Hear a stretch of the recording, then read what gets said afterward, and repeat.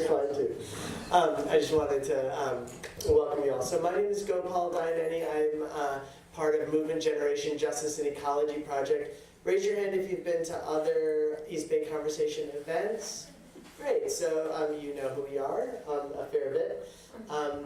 I want to welcome you to the fourth in the East Bay Conversation series on the promise and perils of biotechnology. And let me just say a little bit about who we are. This series is put on by the SynBioWatch Collaborative, which is a host of organizations, and many of whom are here: Center for Genetics and Society, Alliance for Humane Biotechnology, Friends of the Earth, Movement Generation Justice and Ecology Project, a host of organizations that have been active in both raising awareness and exposure and amplifying campaigns around synthetic biology and the biotech economy. And in particular, we've been really focused on connecting the very local implications of biotech development with global and translocal struggles around the world. So we happen to be in the Bay Area, as the map shows, in the epicenter of the biotech economy and this synthetic biology, which, as many of you know, is an extreme form of genetic engineering in which you gut the vitality of life, turn it into a machine, and force it to do industrially useful things, none of which we think is good for us. And most of which is already happening all around us in healthy living ways through local economies and traditional lifeways. So that's a little bit about who the SynBioWatch Collaborative is, and the East Bay Conversation, spearheaded by the Alliance for Humane Biotechnology, which is here with us today, has been an opportunity for us to focus in on specific aspects of the bioeconomy and biotechnology. Synthetic biology is really engineering that pretends to be science. This is something we talked about pretty extensively in our last conversation. It pretends not just to be science, but that we can break living things down into its constituent parts and understand it completely that way. And of course we can't. We all know that the whole is greater than the sum of the parts. And therein lies what I think is kind of the first lie of biotechnology. It's the idea that we can redefine what it really means to be alive. And actually, over dinner tonight, we had a very rich conversation about this idea of how do we combat the narrative that says that life is just a set of instructions and that we're programmed like computers to do whatever those instructions tell us. That, of course, is not how life works. Life is miraculously unpredictable. And in fact, it is an abuse of the gift of scientific inquiry to reduce it to an engineering platform and to not actually embrace it as a line of inquiry into the study of living systems in their whole. The biotech bonanza in food and pharma, in war and warming, have real consequences for human communities. In this series, we've explored the economic disruptions in the global south, justified for a few jobs here in the US, which is one of the big battles here in the Bay Area.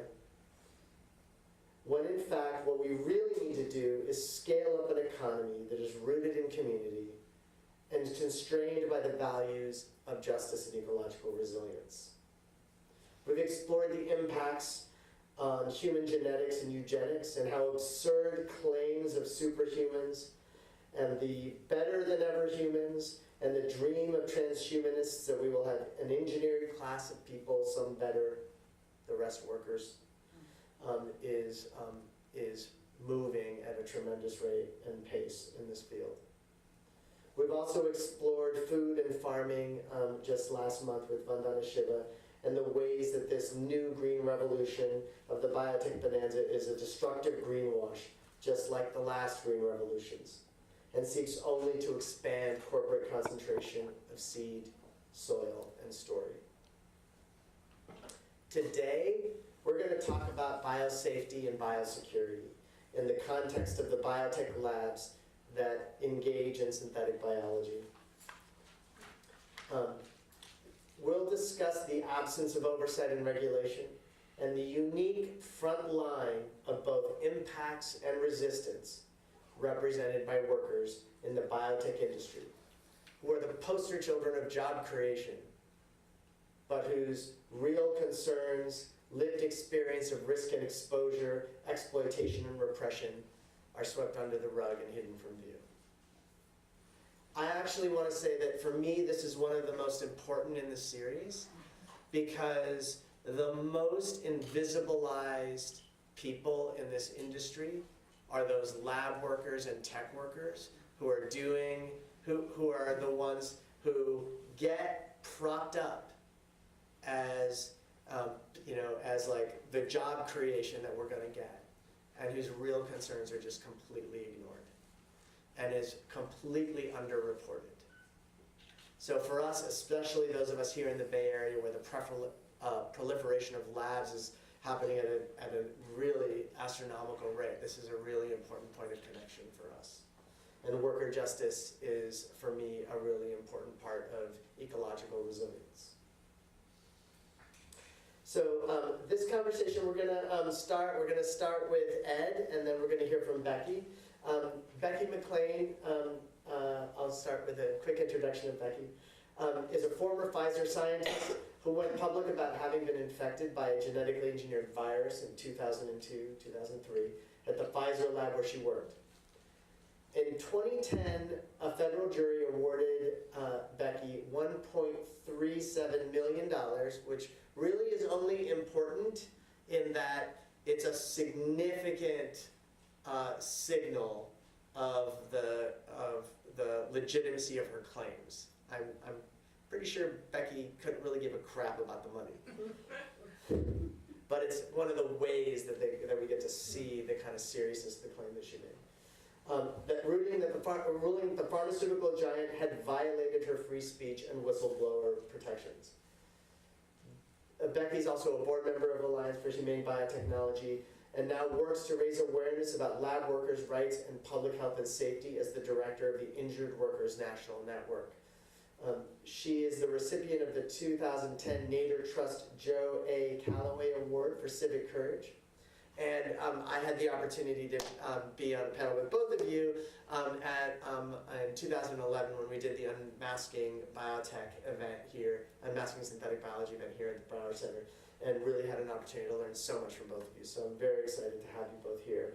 And let me just say that the Injured Workers National Network's mission is to eliminate the unjust and unnecessary suffering of injured workers, as well as to protect families, communities, and the environment by advancing the fulfillment of injured workers' rights and demanding respect for their human dignity.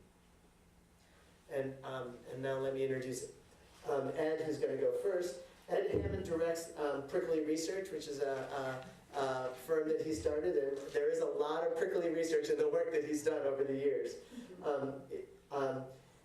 Ed is a research and writing consultant based out of Austin, Texas, where he was born in Texas, but has traveled around a fair bit.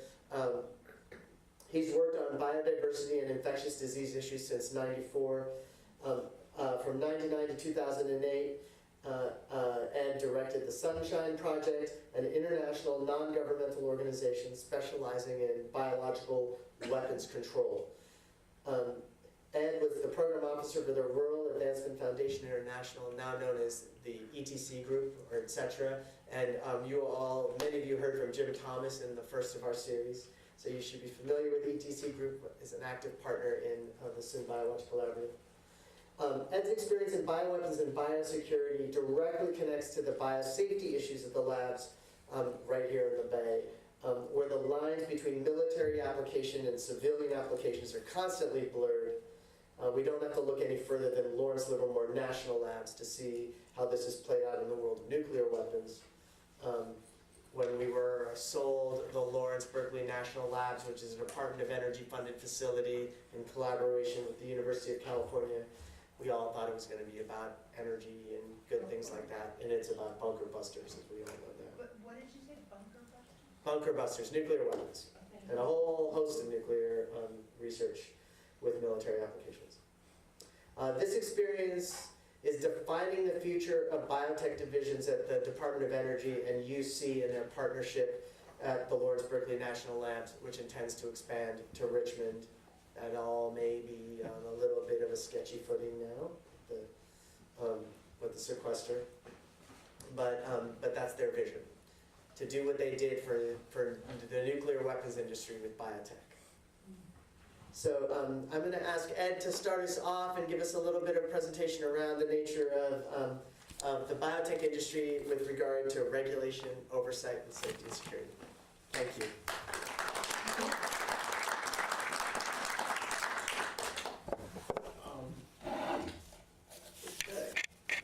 Thank you, Paul, for the introduction.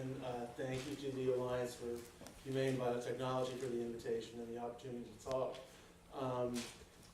I should add also my thanks to my current employer, which is Third World Network, for giving me the time to come here and to give this talk. I think my goal by the time we get to the end tonight is to perhaps leave you with some serious questions about oversight of labs, coming from the federal government, because not questions about what I have to say, but questions about two very different narratives that you can hear about laboratories and their oversight. Of course, if you talk to proponents of laboratories and operators of laboratories, they will, microbiological laboratories, I should say, you will frequently hear the claim that they're hyper-regulated and that there is an inordinate amount of red tape with which they need to comply, and virtually all their activities day in and day out are subject to government oversight. And then there's another story, and that's I would argue, the truth, and that's what I'm going to tell you about. And I hope at the end of this that, that in your own minds you'll be asking some of the questions that, about whether or not the oversight system really works, and whether or not it really is what some of the proponents of laboratories claim it to be. The reality of the day-to-day operations of research laboratories is that they are not governed by any comprehensive federal code or state code in any state at all, in fact, that governs the biological safety practices of the laboratories. Really, the structure is based on two documents.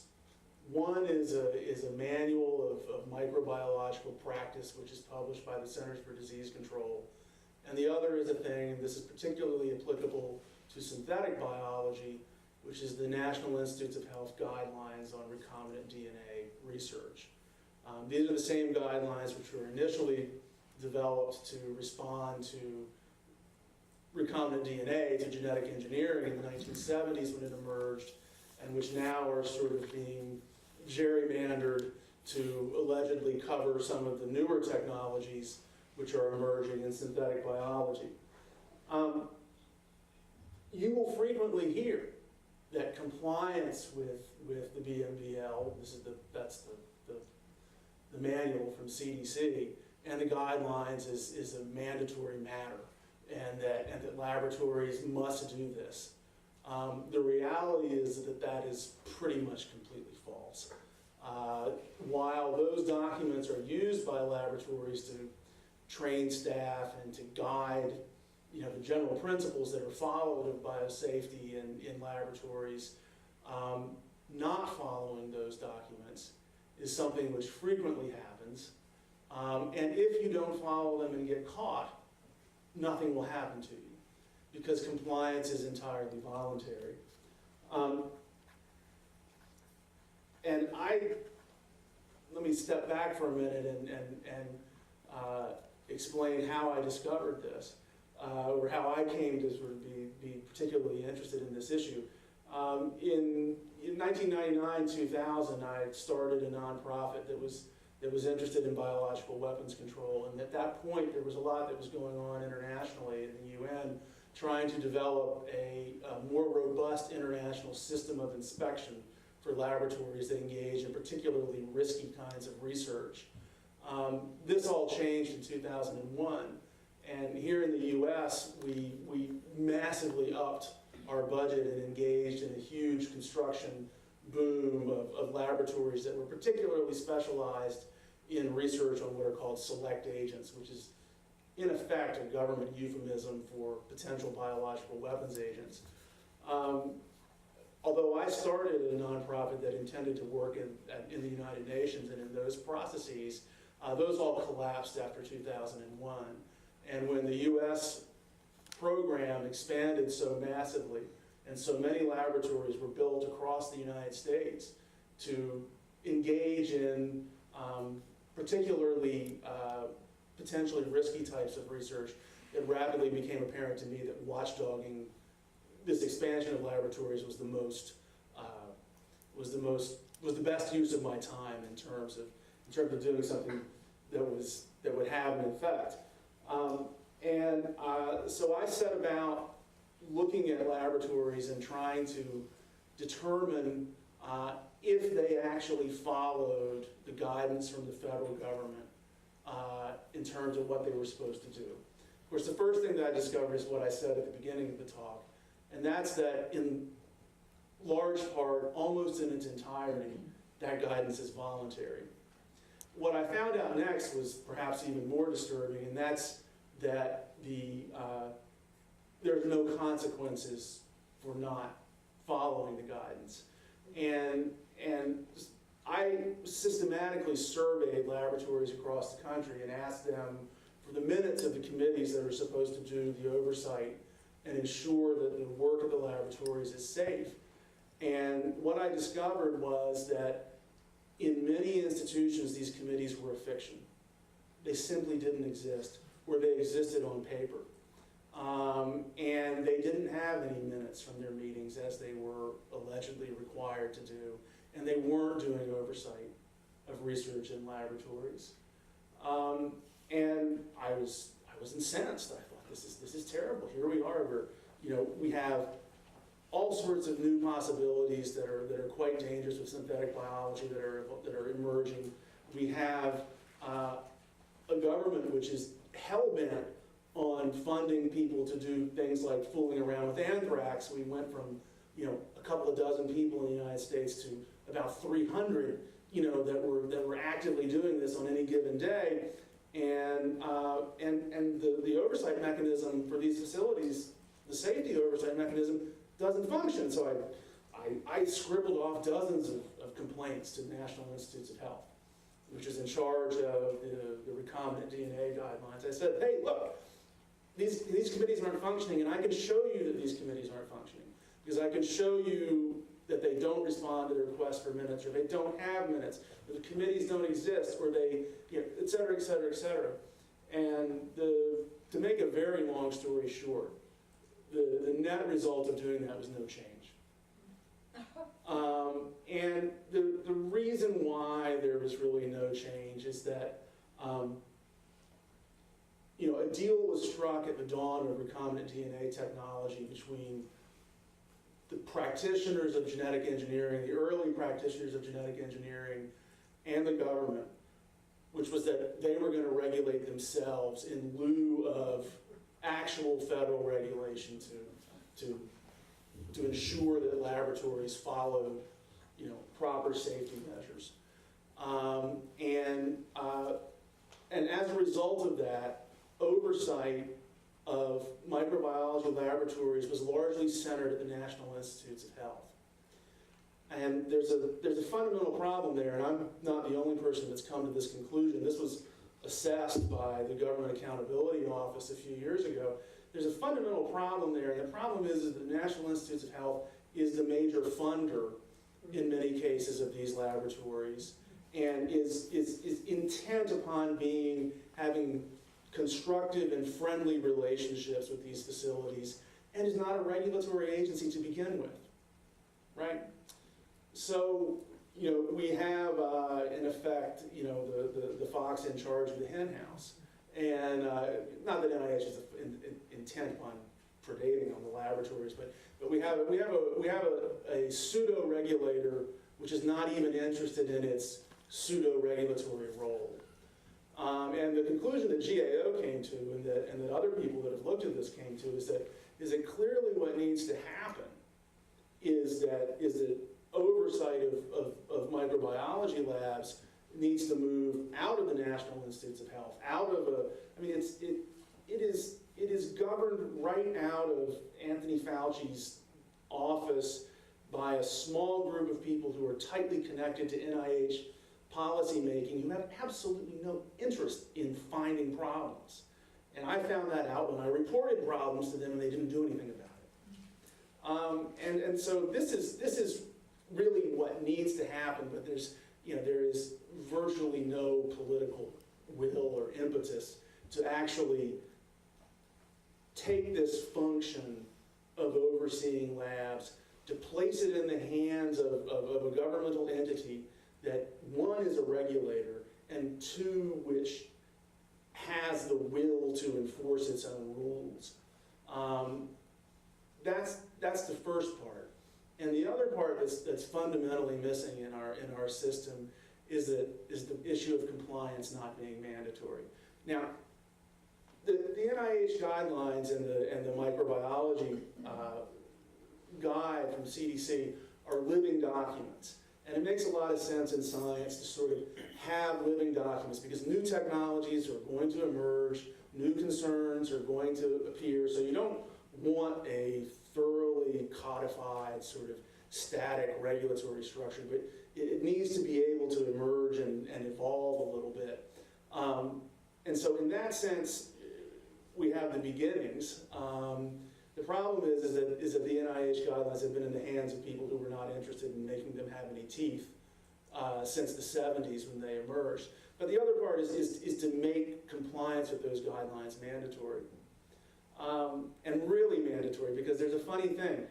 In my research, I discovered that according to a rule in the Department of Energy, and according to a federal regulation from the U.S. Department of Agriculture, ironically enough, the National Institutes of Health does not have a regulation, but USDA and the Department of Energy actually say that their facilities and facilities that they fund must comply with these guidelines in this manual. And I went to, but I noticed that in fact their laboratories and their facilities didn't. And so when the Department of Agriculture, which is a big funder of biotech, when they issue a grant, they have a research assurance statement which goes to facilities, and the facilities, the grant recipient is supposed to sign it, and this creates the legal obligation, allegedly, for them to follow the government's biosafety rules. So I filed a Freedom of Information Act request with USDA for the research compliance statements. And they sent me back a letter which said, well, we're not really going to produce them because we know that we only actually possess them for less than half of our grants, and we're not sure that we can locate the others. So, I mean, this is sort of the depths to which we've fallen in terms of oversight. Now, there is one moving towards concluding here.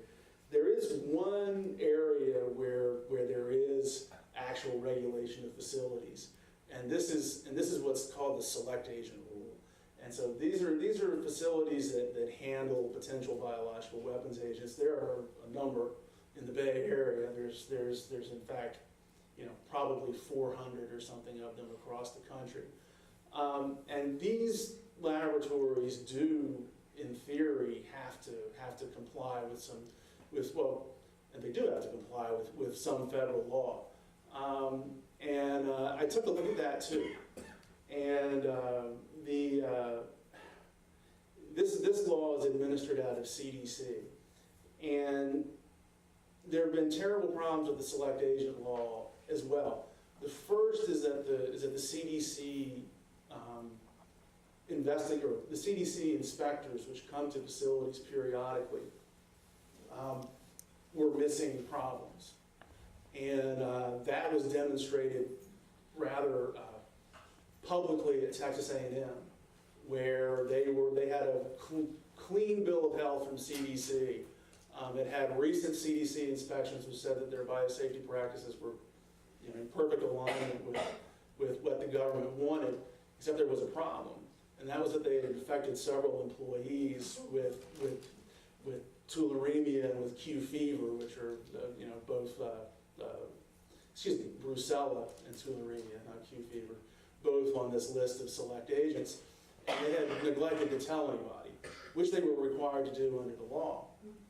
And this resulted in problems for Texas A&M, but the question arose, this was something that was discovered through Texas Public Information Act requests, actually, that the CDC inspectors had been to the facility after these accidents had occurred, and the institution had simply just covered them up and not let anybody know. But this sparked great interest in, well, how many accidents are happening, and are these being reported to CDC? Again, this is for the subset of laboratories that's working on biological weapons agents. And the remarkable thing that happened was that, and the level of this question rose to the Government Accountability Office, which in theory has the ability to walk into just about any government facility in the country and demand whatever they want, because this is the investigative arm of Congress. Well, CDC wouldn't even tell GAO, wouldn't even provide GAO with the full accounting of the accidents that it knew of. So we know that with the select agent rule, one, that incidents are occurring that are not reported, and that's been concretely demonstrated. We also have a problem where there is no accountability by CDC to the public or even to Congress with respect to how it is enforcing the rules. They were finally forced into releasing some generalized data with no information about the institutions that were involved or any detail about the severity of the accidents. But so there's a complete lack of accountability at that level as well. So I hope in our discussion that we can touch on some more positive or constructive, I would say, possibilities. But the fundamental truth, despite what you may hear from facility proponents, is that the day in and day out, business of biosafety in laboratories is not a matter that is systematically overseen by the government. In fact, GAO found that there was no government agency that even claimed to know where all of the facilities that have what's called level 3 containment. It's a type of containment for certain infectious diseases. No government agency even claimed to know where all of these were in the United States. So there's a fundamental lack of oversight there, and there's little sign that it's going to be repaired until the political will exists to take it out of the purview of agencies that want to be the best friends of laboratories and put into the hands of somebody who's really a regulator and is going to go in there and ensure compliance. Thank you.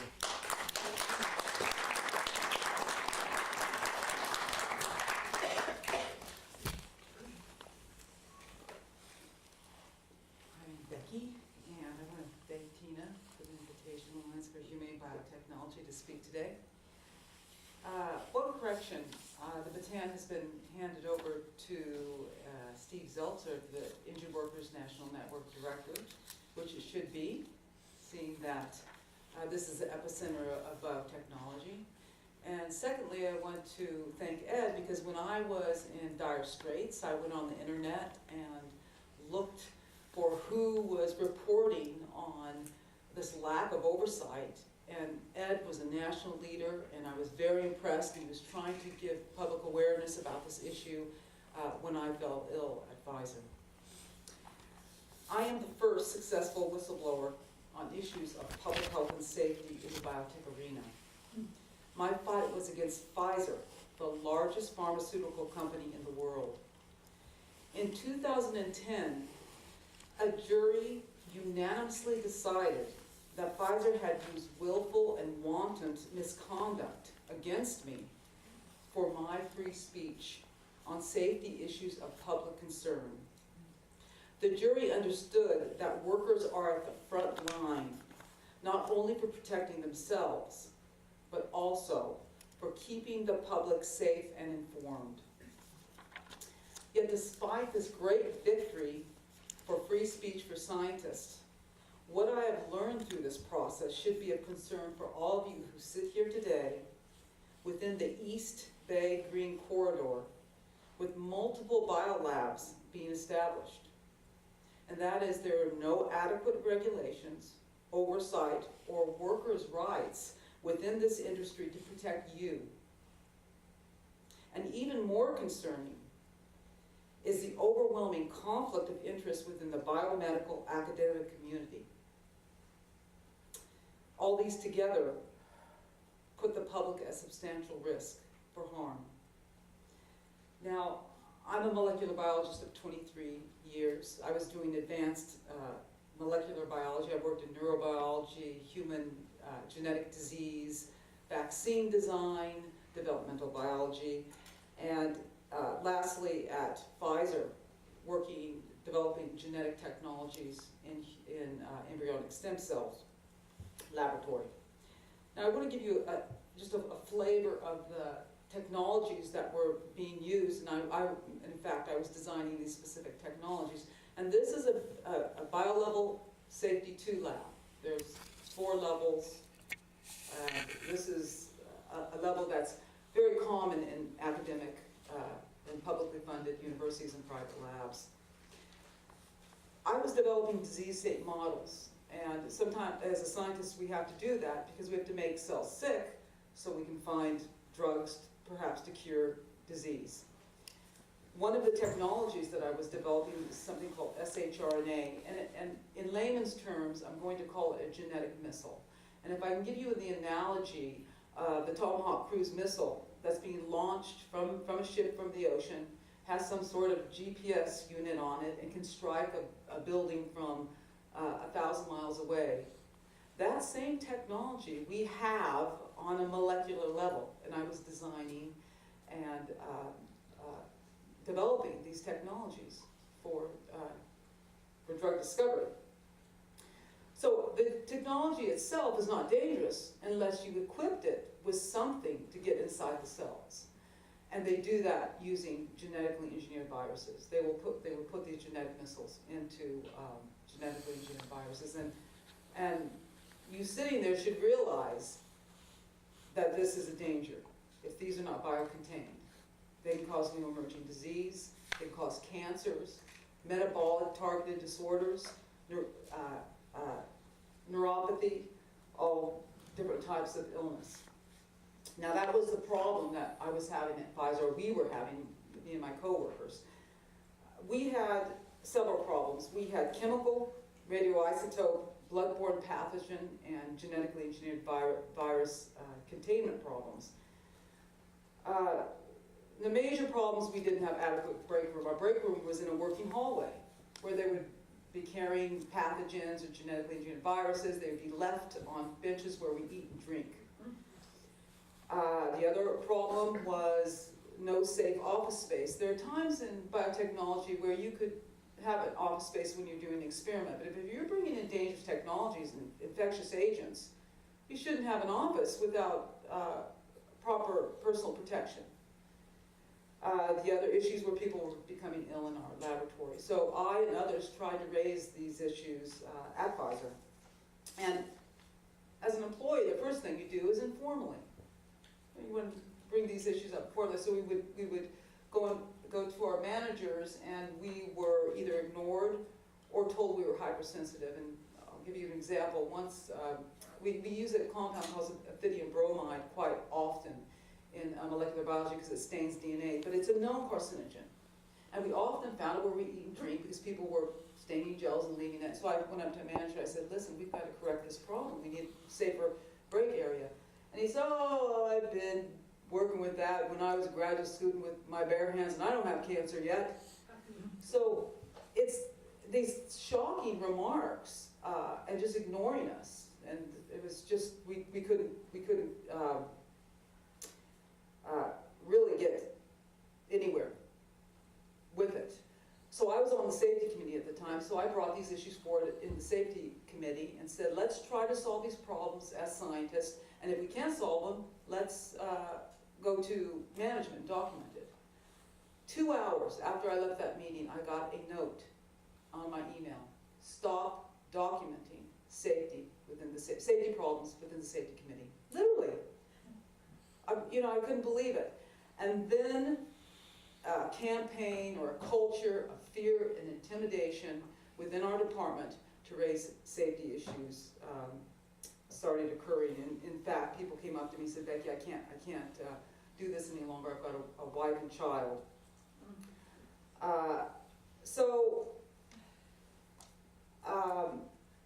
I didn't stop. I mean, I wasn't out there screaming and yelling, but I just couldn't believe it. And this is sheer irresponsibility, and it's a public health and safety issue, especially when we're finding genetically engineered viruses where we eat and drink. So I wrote the head of Groton Laboratories and asked them, how do you operate your safety budget? Because our scientists are being unnecessarily exposed to dangerous substances and biological materials. And it took 4 months for them to call me into the office, and the head of environmental health and safety called me into her office, and she literally said, we can't help you. Pfizer bases their safety policy budget on what is legal and not what is safe. So her job was not for safety of 6,000 scientists that work at Pfizer. Her job was to tell upper management, who was in New York City or something, what the legal framework for oversight was. And she could operate her budget only within that legal framework. And unfortunately, Pfizer said, workers really don't have any rights because there's no legal framework. Well, I was quite shocked and still continued trying to fix the problem, and I ended up being retaliated against. And if anybody has ever experienced bullying and all types of horrible abuse from, I even was literally put up against the wall and was threatened that they could ruin my career. But the worst thing happened in the sense of what I was trying to prevent happened to me. During that time of retaliation, I was exposed to a human infectious genetically engineered virus. A manager told an untrained worker to use this agent, transducing cells, on my bench, right next to my office, and I didn't have any personal protection. I didn't know it at the time. Our lab no longer was a BL2 lab, it was a BL1 lab. There shouldn't have been even any infectious agents in our lab. And I immediately became ill and was going to doctors trying to figure out what was going on. It was a slow progressive illness. It started with half my face going numb, and the physicians thought I might have MS, and along with that and being retaliated against, I had to go on medical leave because I had to figure out what this mystery illness was. Pfizer remained retaliatory to me when I was on medical leave and would not negotiate with me. I was very apprehensive to go back to work with these serious problems, and I was sick. So I had to go to OSHA. I had no choice. Even though in prior discussions with my co-workers, we knew going to OSHA meant death, basically, for your job and for your career. So I did go to OSHA, and I requested 3 things from them. I requested lab inspection, please go into my department, fix our problems, and I gave them documentation of the problems that I and others had documented. I also said, please give them a forum. We didn't have a forum. Where would we get our safety concerns addressed? They just were constantly being ignored.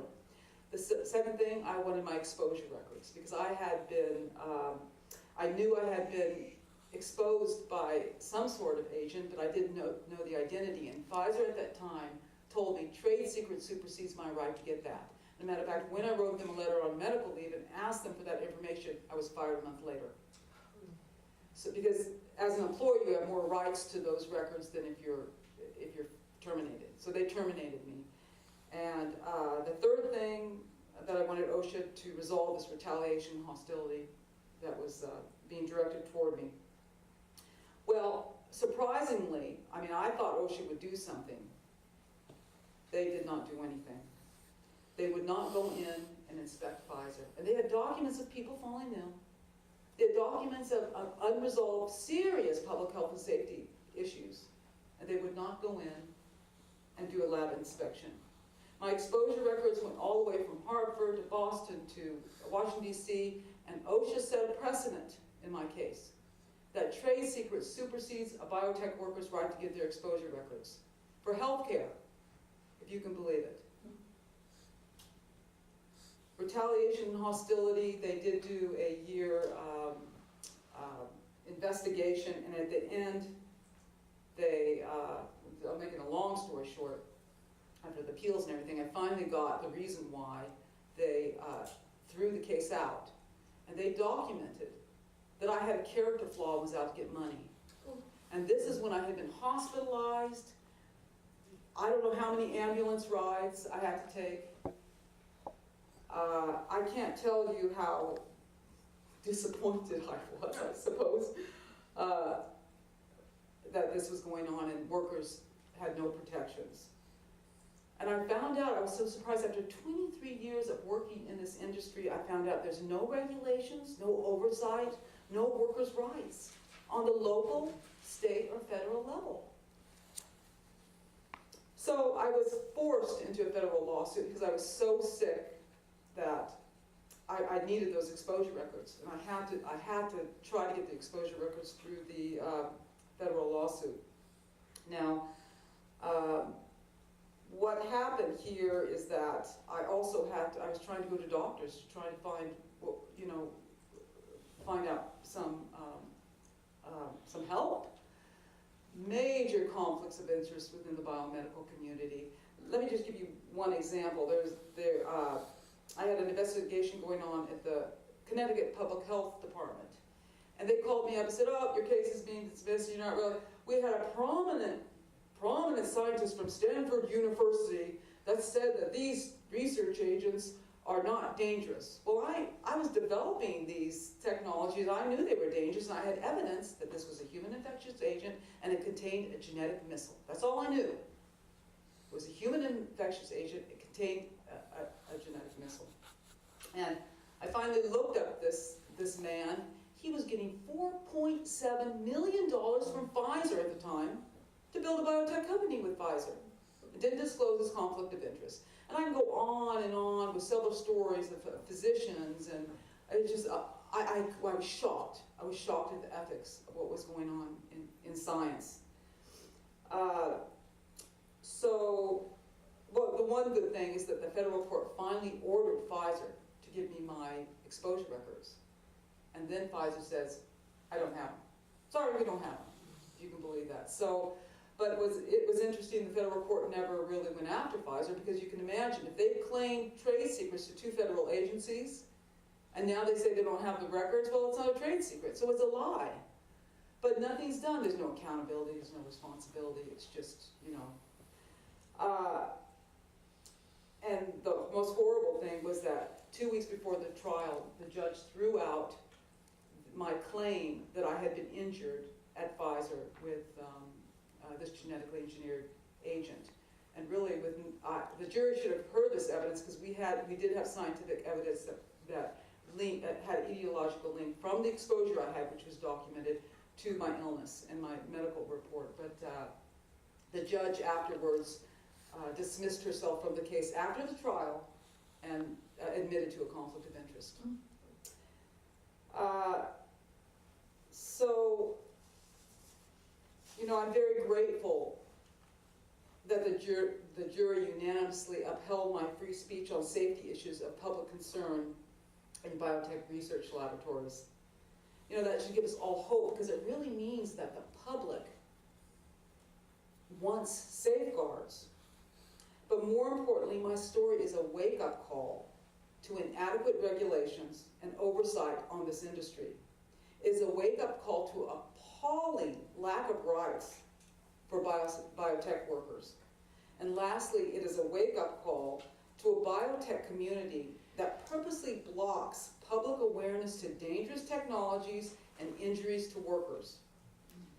As more and more biolabs become established within the East Bay Green Corridor, I encourage you to understand the serious risk to your community and to support an enhancement of workers' rights so that they can protect themselves and also public health and safety. Thank you.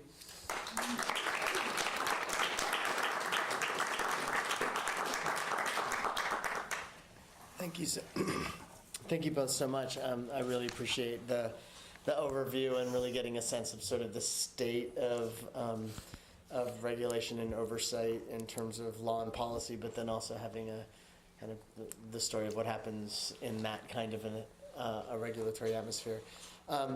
Before I start, I'm going to ask you some questions, but before I start, I just want to say that from my perspective, and I think for a lot of us who have been active in kind of looking at the labs here and the emergence of extreme genetic engineering technologies and the sort of, I think both of you mentioned the sort of public-private, indistinguishability of those two public institutions and private interests.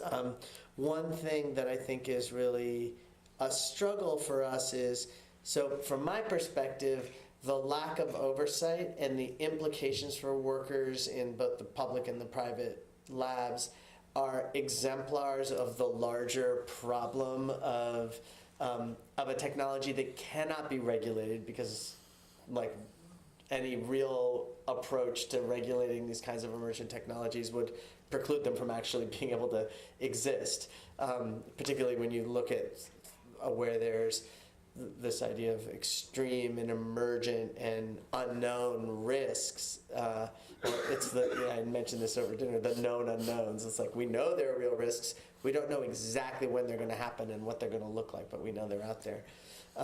So there's this sort of interesting dynamic around we need greater oversight, but that doesn't mean that we, because it's happening right now and there are people who need to be protected, but it's also exposing the lack of oversight and the lack of protections is a way of also exposing the larger way in which these industries and labs and technologies are moving.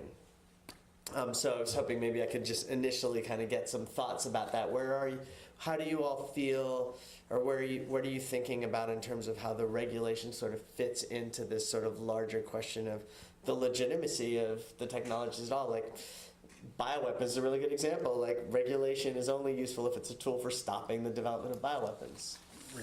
So, and maybe thinking about that in also these other arenas where we're looking at the claim that it's going to get us off of, the energy claims, the health claims.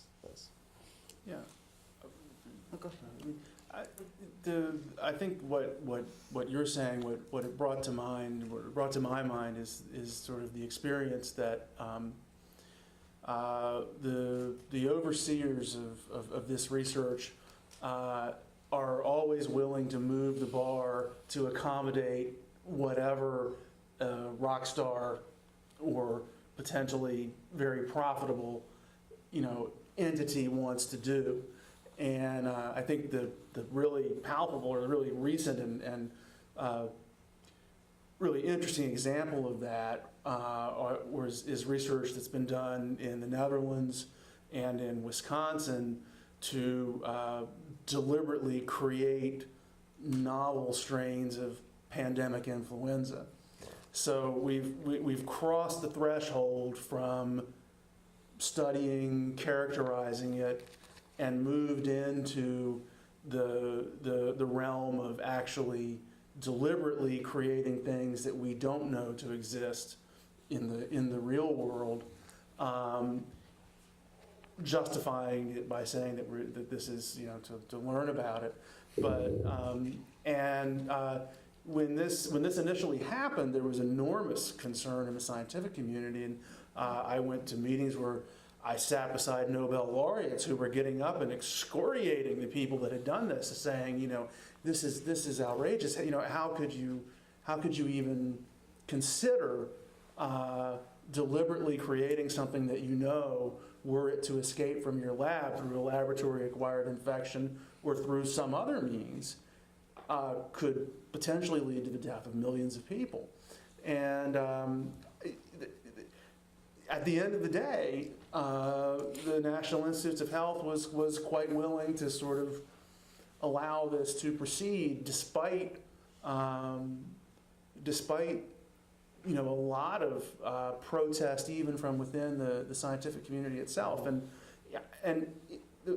another reason why I thought of the influenza situation is that is it has particular applicability to synthetic biology, and the reason why is that it's one of these viruses that is very small and can be synthesized now. The technology exists right now. I'm sure there's probably several labs in the Bay Area that could do it, where they can go from computer screen to actual virus that is living and functioning within a period of a couple of days, probably. Yeah. And so this is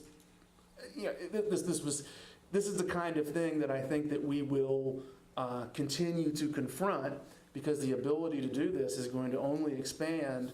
And thus far, there has not been any case in which there has been any restraint reaction that stuck. And in the case of the influenza experiments, there was a NIH held a public forum, and there was a particularly sad moment at the end of the public forum when one of the proponents of these experiments, a guy at St. Jude's in Memphis, got up and said, "Well, is there anyone here who's representing the public?" And nobody put their hand up, and so they were just talking to themselves. And there you have it. So the restraint, and even when there's an alleged pause and an alleged sort of contemplation, that discussion about the implications of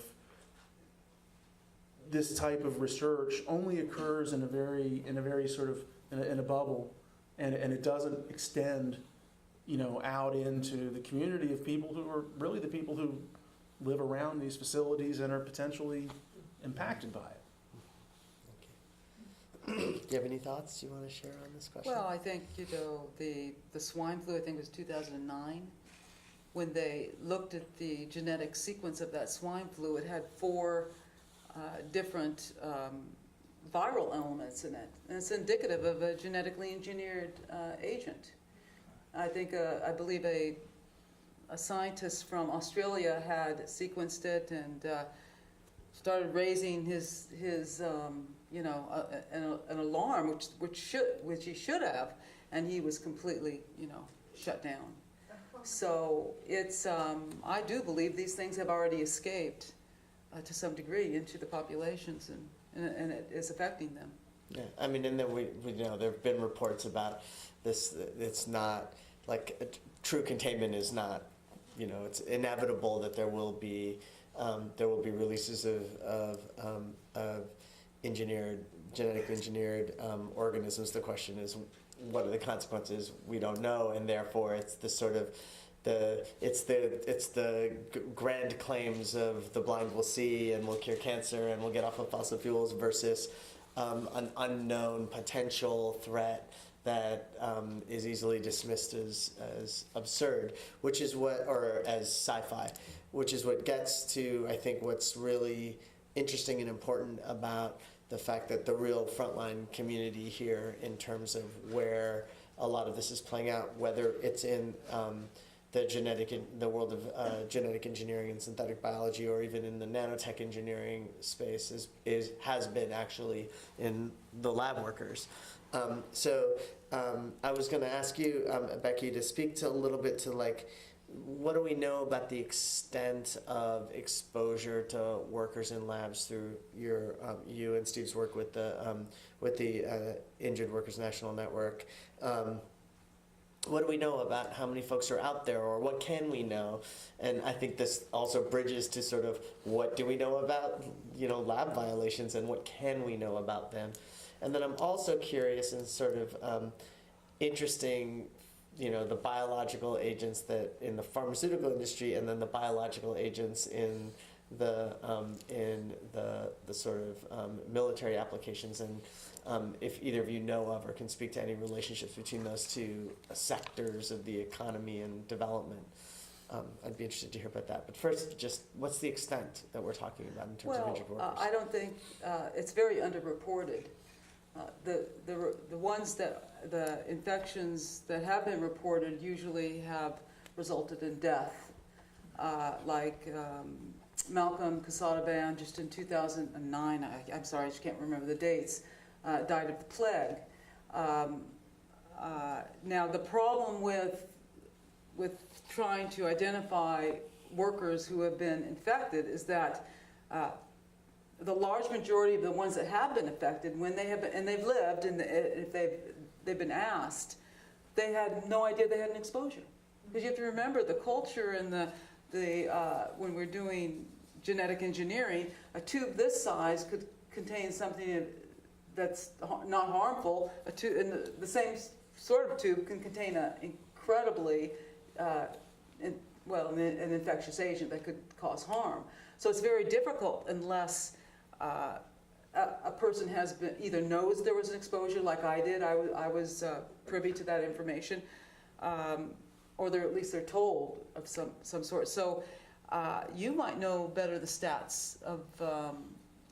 Now we have the injured workers that come to Injured Workers National Network are the ones that are being tossed to the curb. Mm-hmm. That they say, oh, you haven't been ill, and they don't get medical care, and they're disenfranchised. So that's the injured workers we're helping. Mm-hmm. David Bell is one, mm-hmm. who was a young scientist exposed in an agro lab, and a horrible illness, and just kicked to the curb. Just basically, like my illness was never, my illness never counted, if you can believe it. Yeah, I mean, there's a NIH has a favorite phrase that they use when they talk about laboratory biosafety, and that's that they say that they're engendering a culture of responsibility. And I used to always kind of poke fun at them, saying that they've engendered a culture of denial, and I think that's true. And the reason why is that there's huge disincentive in I'm most familiar with academic labs, not as much in the private sector, but there's a huge disincentive to reporting incidents because it reflects poorly potentially on the principal investigator. It might impact your ability when you go up for a grant renewal. It might draw attention from the chancellor's office. It's just there is not a culture that exists that really encourages forthright reporting of these things. And if you look at the literature, the scientific literature on laboratory accidents, you'll find that it's exceedingly thin. And the reason why is that people don't really want to publish a lot on this because of what it says about the endeavor. And I used to interact on a very regular basis with the biosafety professionals, with the directors of the biosafety offices and all that, and I would discuss these kinds of issues with them, and there's almost a sort of admission that this is the case, even at the level of the sort of safety officers, because again, they don't want to draw any attention to this. So what I always hoped, and one of the things that I hoped in sort of looking for accidents, which is something that I did for quite a while, was that I could create a situation where the punishment for not following the rules, for doing things in an unsafe manner, was so severe that it began to change this culture, and institutions began to see more value in being serious about reporting incidents. The closest I came was I got a $1 million fine on Texas A&M, but I'm afraid that the 2.5 years later, they awarded them about a $300 or $400 million new lab facility. So, it's difficult. But on the specific question about accident reporting, I already said that for those laboratories that handle the particularly dangerous, in the biological weapons sense, agents, there is a reporting requirement. We've documented cases where even despite the requirement, it wasn't done. But CDC, which gathers the data, will not release it, not even to Congress. In terms of other reporting,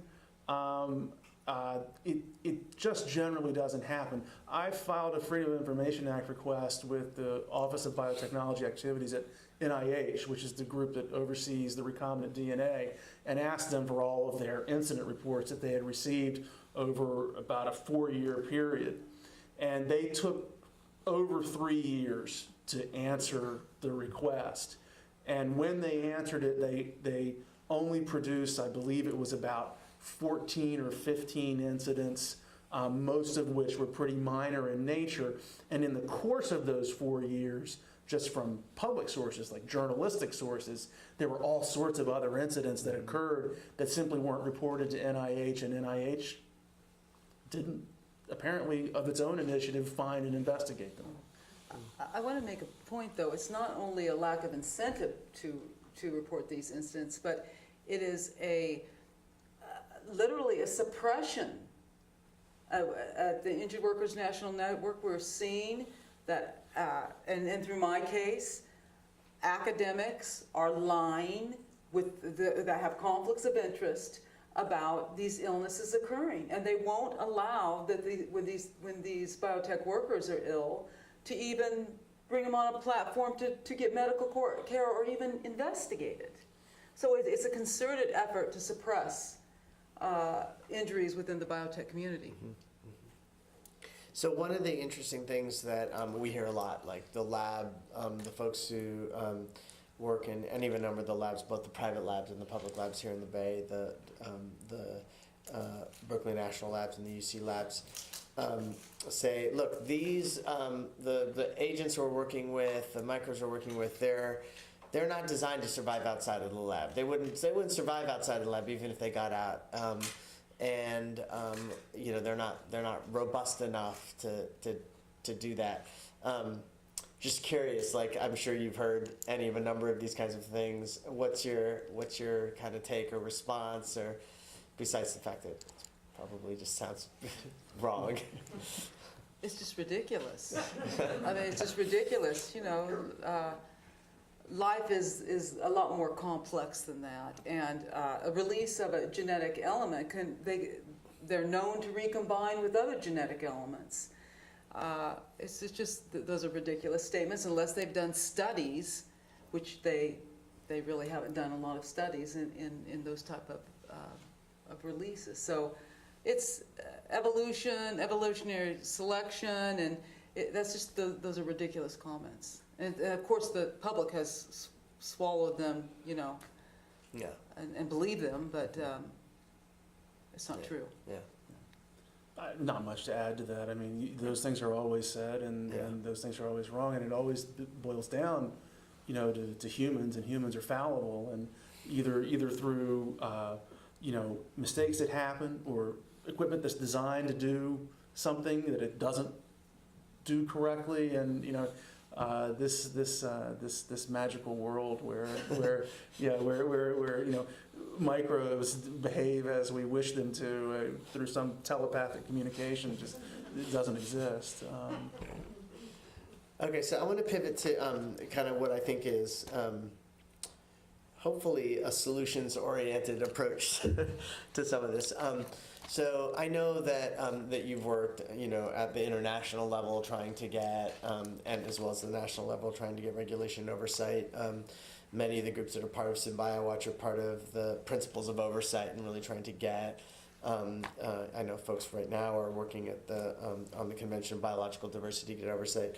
But as we sort of get down into the brass tacks of these actually are facilities that exist in communities where people live and will be exposed or can be exposed, and where the risk is, we had talked about this, it's not the smokestack kind of risk where you can measure the rates of asthma. It's more of we don't know what will happen when it happens. It may be catastrophic and it would have been too high a risk to have considered, but we took it anyway because we didn't know. What are the kinds of things that we can put in place at the local level, at the state level? Policies, what kinds of interventions actually help both put the brakes on the expansion of these facilities, but also provide the community with the kinds of oversight and workers with the kinds of protections that we need. What do you all see as possible interventions in the community space? Well, I have one idea. If I were a local resident here, I would demand that each biotech company disclose to the public on public record what biocontainment level they're using, and disclose their safety protocol online or someplace that they're mandated to follow or they're going to follow. The problem is if right now, as Ed and I said, there's no effective regulation on this industry, and they're not legally bound. So if on a local level, if you could demand at least those two items, and then if they cross any safety protocol, at least you might have some legal remedies to shut the lab down. Yeah, I would say two things. I would one is echoes what Becky said, and that's transparency, and demand it of them, and just every open records possibility. Just dogging them to produce the goods on safety and on research, because you see there's an implicit idea in our non-regulatory system. As bad as it is, there's an implicit idea that or explicit in areas, that these types of facilities pose risks not only to workers, but they pose risks to communities.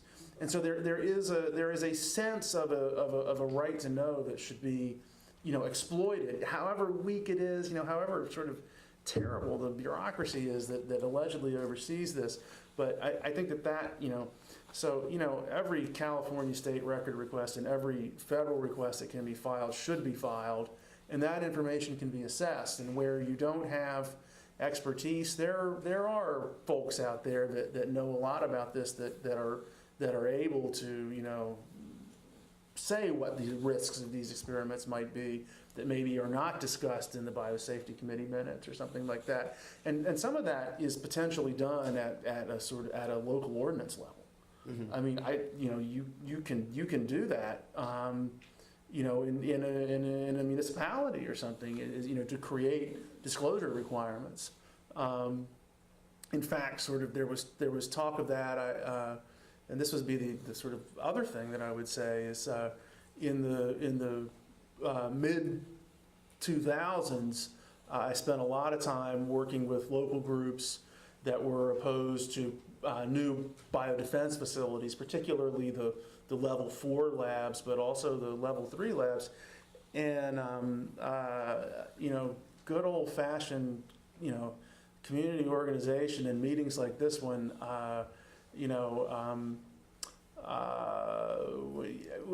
There were several instances where I saw a critical mass reached of people that were interested, where folks like the Department of Homeland Security had to respond, and they practically got chased out of places in Georgia and North Carolina that I was in. So some of the good old-fashioned, coming together and raising questions with the alleged overseers, who, in my opinion, don't do their job, is in and of itself a very constructive activity. Would you help us?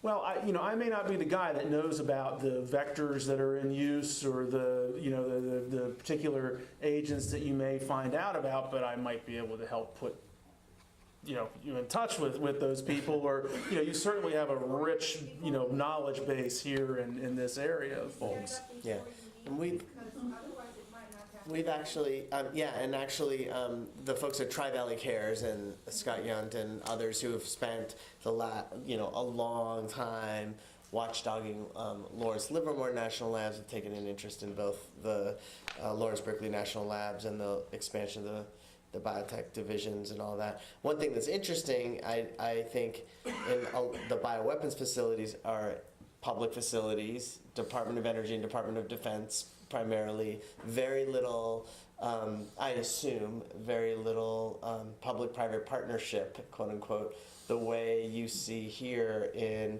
the Joint Bioenergy Institute, the Joint Genome Project, all of these spaces that are intentionally designed to take research, fund it with corporate money, use public resources, commercialize it, and spin it off into some private company, and that's the purpose of our public institutions.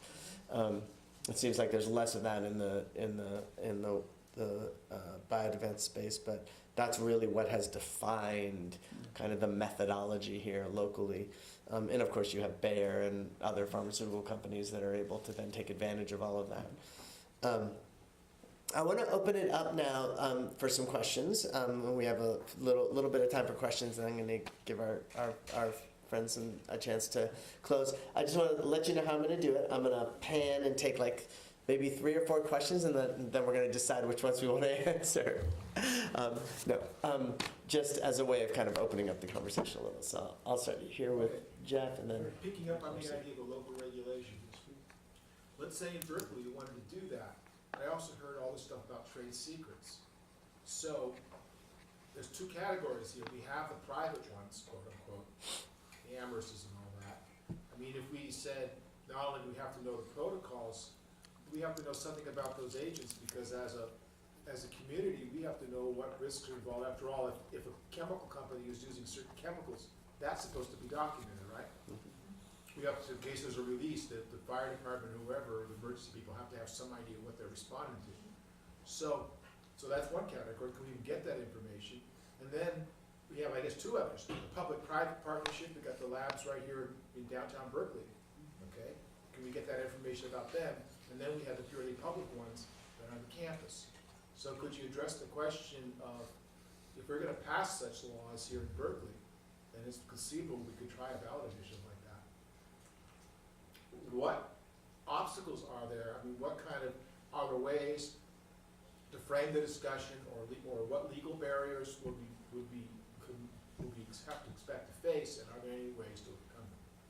great. So we'll hold that question, and then Marcy, and then I'll come over here.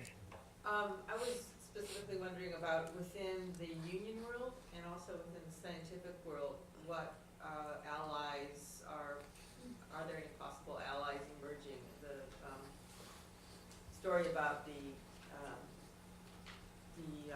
constructing the flu, the novel flu vaccine, I remember seeing that in the press, and it was just like there was suddenly this sea change in opinion, and I didn't understand what had happened there. And there must be some residue of suspicion, wariness, dissent, dissatisfaction among the people who originally were speaking out about it. So, and then in the union world, what's going on? Is this something that just feels like it's not on their plates, or any progress there? So I'm just a curious public person, I'm not in this field, but it seems to me that we're at a really interesting place with our nuclear review as a public.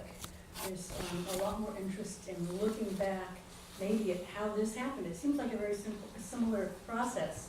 The the combination of, medical health and military weapons and lots of secrecy and then testing them.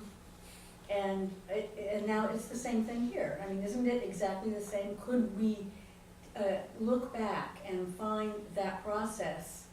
And because people are really thinking about it now with Fukushima and, God knows whatever, could we link it so that we see it from a bigger point of view as a process that's gone bad that we can learn from and maybe jump in? Great. And I'll take one more question right now, and then we'll come Yeah, back. I want to point something out, that Becky's experience with OSHA, the OSHA program. I was in Cal OSHA for 30 years as a senior public health medical officer, and we did numerous interventions where workers got sick from infectious diseases, and we were very successful. But you can't get to first base if industry is allowed to call these things trade secrets. That lentivirus that Becky was dealing with is a very dangerous virus. It's related to HIV-1, HIV-2, AIDS, and it's prevalent in a lot of wildlife. And for that to have been operating on a biology containment level 2 was ridiculous to begin with. So what I'm saying here is, if we're going to have any kind of OSHA program, but one other thing, we have a new standard in California called aerosol transmissible diseases. Now this standard would have covered Becky if it had been enforced by OSHA. But in fact, what OSHA did was they would not require Pfizer to reveal the agent. Mm-hmm. Well, at that point, how do you make a diagnosis as an infectious disease doctor if you don't know the makeup of the agent? So that killed any possibility of a good, but I just want to say one more thing, that if OSHA had on board an infectious disease specialist who would have come in with that inspection in Connecticut at that lab, and if they had said, no, we have to have this information to link this to a serious work-induced injury, that OSHA could have been effective. So what I'm saying is that there is a possibility. OSHA is the agency that should be protecting workers, and it's not doing it. And it's not doing it. Thank you. So I'm going to let you all take some of these questions. So the first one is, if we were to pass an ordinance locally, particularly in Berkeley, around not simply what the protocols are, but actually what the agents are that are being used. That was the first question. A question from Marcy about sort of what is the response in the world of organized labor and organized workers. I don't know if you were in your facility whether there was any unionized workforce, but how is organized labor kind of addressing these issues? And then sort of looking back in history, it's like, what are the tools that we have at our disposal to kind of assess this? I think there is a truth about this is the same thing happening over again in many ways. Back when they told us it would be better living through chemistry and everything was going to be okay and we'll make everything out of oil.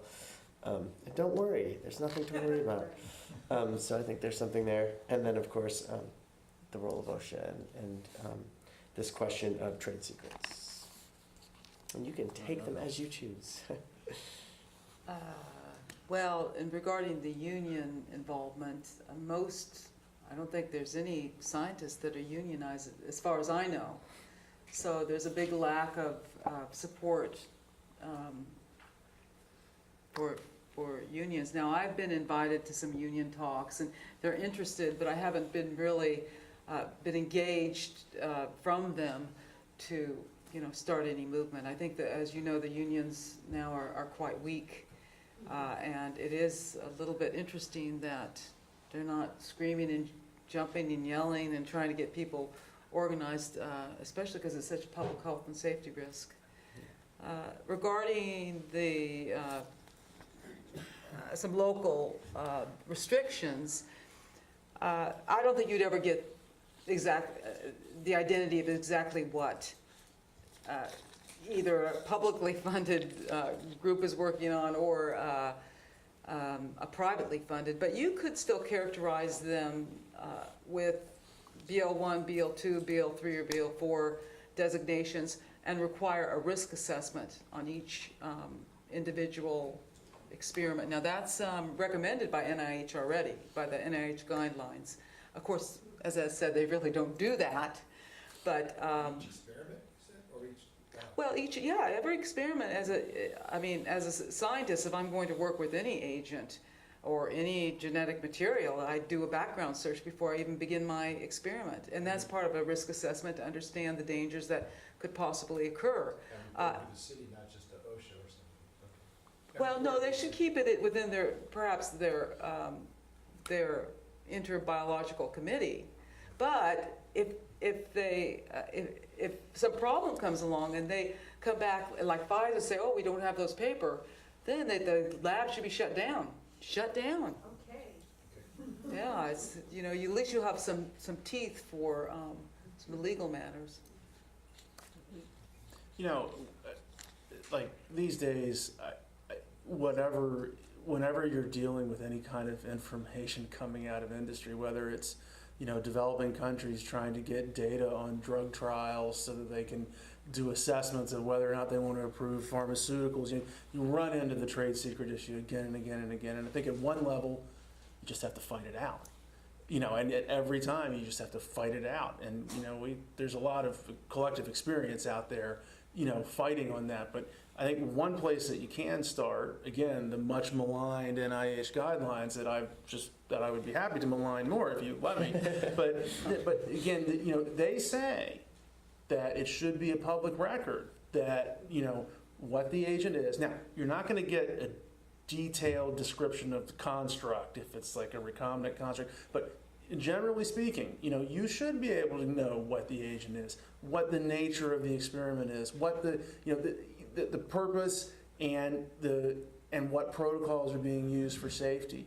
This is information that, in theory, should be available. Now, you reminded me of an important point that I didn't make at the outset, and that's that these NIH pseudo-regulations do not apply to the private sector if they are not taking any public money. They do not apply. Say that again. They do not apply to, if the private sector is taking public money, then in theory they are obliged to follow them, even though they don't follow them. But in theory they are obliged to follow them. If you have a private sector entity that is not taking public money at any of its locations, if it's at one location, if Pfizer in one place is taking federal money, in theory, they are supposed to comply everywhere. But if they are not taking public money, then they're not on the hook. Now, there is an interesting precedent. Back in the 70s in Cambridge, Massachusetts, there's a local ordinance on basically compelling compliance with the guidelines. And we should look that up, but I believe that it applies to the private sector regardless. But I think that you have plenty of safety and public interest arguments that can be made for the release of that information, and you just kind of fight it out with these corporate guys on trade secrets just everywhere. Politically saying we're private, we don't have to do this, and so screw Berkeley's ordinance is not very viable for a company. If it's an ordinance, then it's Yeah, not. I'm saying we don't want to do that. It's not viable politically for them. Yeah. Right. I want to chime in super quickly just on the organized labor question, and I think this is a big struggle across. I mean, this is true, and whether it's biotech or whatever, where we have strong density and even political power in organized labor is, and we see this in the fight around Keystone XL, is in the building trades and in the laborers, and so there is more power and more interest in building the lab than there is in protecting the workers in the lab or the consequences of any of the activity that happens in it. And I think that's that's an organizing challenge that we all have to face around how we are navigating the work of workers in that space. Yeah, well, Sticky I mean, one. I'm, worked at, the Injured Workers National Network and the situation at Chevron. And That's where there was a fire, toxic exposure, and Cal OSHA, did not have the inspectors. There are only 162 inspectors in the United States to cover 18 million workers. There are more fish and game inspectors than health and safety inspectors for workers in California. People should know about what happened in Texas with these explosions. I think there are, how many inspectors, 11 or 60 inspectors in Texas, and when President Obama went to Texas to go to the memorial for the workers that were killed, he didn't mention that it's under federal OSHA. Protection of health and safety in Texas is under federal OSHA.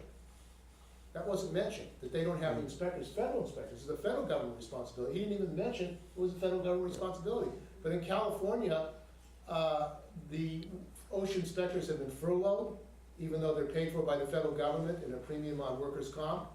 In addition to that, Ellen Wadess was just removed by Governor Brown from her position, and they refused to address the fact that there are not enough inspectors.